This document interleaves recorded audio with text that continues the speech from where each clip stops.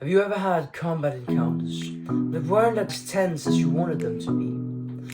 Where the players just steamrolled the monsters, or vice versa, the monsters just steamrolled your players? And well, if you have, I think I have a solution for you. By understanding this one simple concept, I'm gonna help you with how you can make your D&D games more tense and more balanced. Welcome to the Tabletop Teen, a show where a 15-year-old boy who has played D&D for far too long helps you improve your DMing, playing, role-playing, and of course world building. Hi, this is me editing. Check the description if you want to hear more from me. Part 1. Why your combat sucks. For me to make you understand why your combat sucks without this concept, I'm of course going to start by telling you a story. About 9 months ago, I was playing D&D with my friends, and specifically Tomb of Annihilation.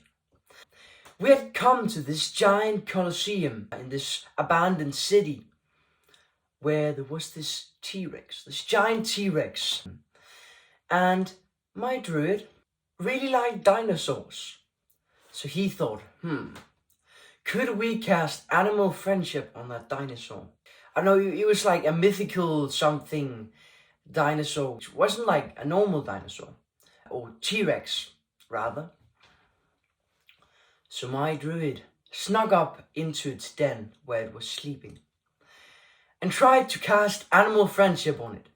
It didn't work because it used a legendary resistance. And by this time we were like level 6 or something. And the GM just looked at us and said like, you're cooked. We ran everything we could out of the cabin where my party was waiting for me. But then the monk of the party got the idea to fight the T-Rex. And we actually almost killed the T-Rex. And our game master was like, what the fuck? Because he had thought that this monster would be so hard for us to kill. I'm going to explain now why it was so easy to kill that monster. And it's simply because we were 6-1. So now imagine if one of us has the ability Stunning Strike. One action from the monk can remove a whole entire round of action from the T-Rex, which means that all the other characters can unleash their abilities on the monster, maybe even knocking it prone. If your monster has a severe deficit in actions in comparison to your players, you are probably doing something wrong. Now you may think the solution is just to add more monsters.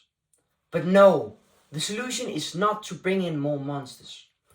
Because imagine you have 5 creatures fighting 4 of your players. Now let's say your players start focus firing, start picking them off one by one. But now they've picked off 3 of them, so there are only 2 monsters left. And these monsters are pretty much just bags of hit points now.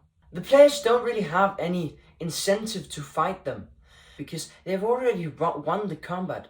Now this is just pointless fighting against a creature or an opponent that they already know they're gonna win over. It's just a bog where all tension is just gone if you have too long combats. But now you may say, what if the player's action economy goes down? And what if I just start focus firing on my players? Well, that is not any fun. Because imagine you're the player, right? So the DM throws 5 arrows at you. You get knocked out in a single turn. And you just have to sit there for the next 30 minutes. Doing nothing. Except observing. That's really, really boring. They came to play the games. Instead, you should try using these 3 tips on how to use action economy. So first off, what is the action economy? The action economy is who can do what, when, and how much. So for example, imagine that you have a predictor of how likely it is your opponents win and how likely it is you win. It takes into account things like actions, what sort of actions you can do, how many actions you can remove by, for example, casting Fireball. Fireball could remove like 5 actions in a single turn. That's basically action economy. So here you have 3 tips for how to make your combats more tense. The first tip is adding minions. So the first tips are the minions. And basically what minions do is that when their leader gets killed, they flee. So this is a way to add actions to your own action economy, making the combat more balanced, and of course, remove the end of combat slog. And then we have number 2, consequences. So, by creating consequences, you can remove focus fire. And now imagine if you have 5 or 10 or 15 kobolds, and your party is fighting them. 1 kobold is running for reinforcements, 3 kobolds are running for the cannon, getting ready to mount it.